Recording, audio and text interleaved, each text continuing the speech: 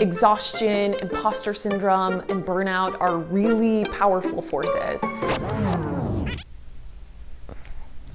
Welcome to episode 1 of Making the Pod.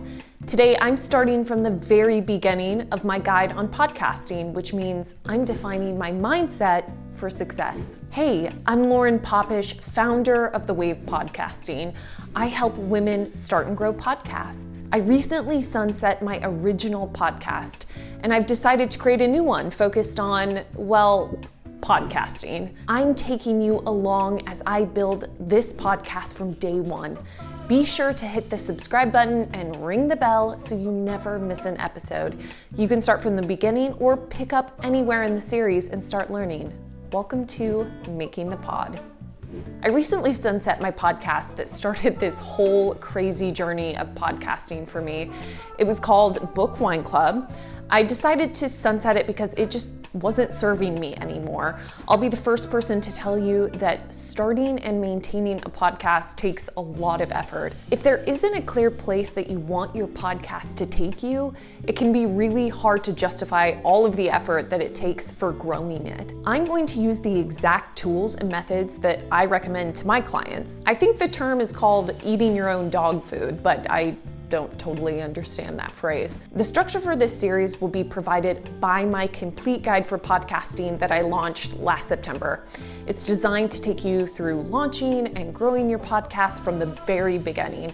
So I'm going to use the templates and the workflows to make sure I don't miss anything. Today, I'm starting with the first chapter of my guide, which is called Adopt the Right Mindset.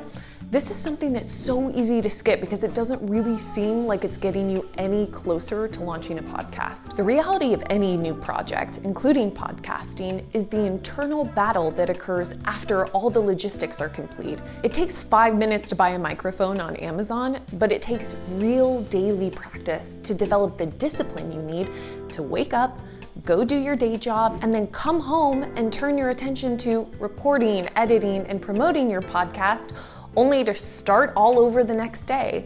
This step that I'm about to go through is all about setting the foundation of success that starts in your mind long before you get that mic.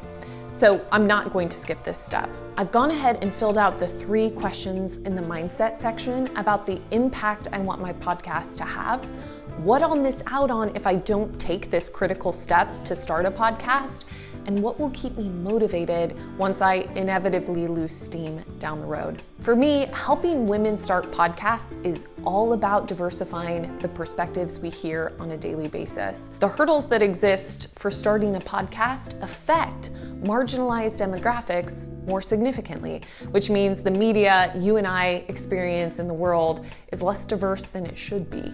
Creating a podcast that is an extension of my business just means that I get to further my mission. And if I don't start this podcast, obviously I'll feel like a complete hypocrite. The motivational words and actions part of the guide are a bit tougher for me.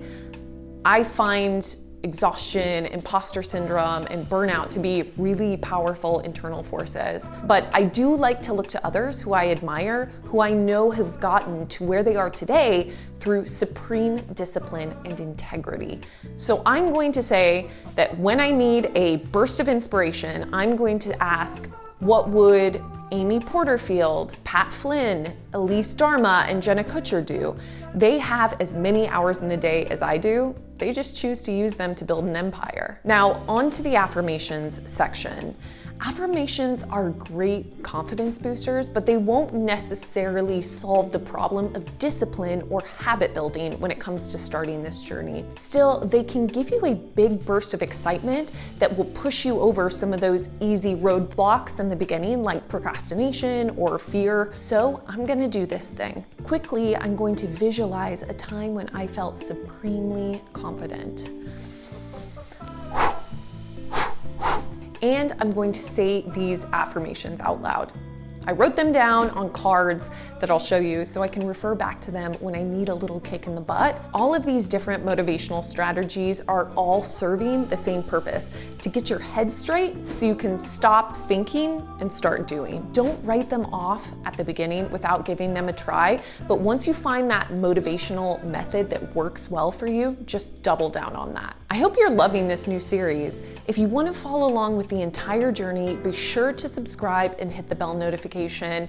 I have an excerpt of the exact guide I'm using to launch my podcast available for free on my website. Grab it using the link in the notes below. In the next episode, we're going to cover common roadblocks to launching a podcast and defining your why. We'll see you next time on Making the Pod.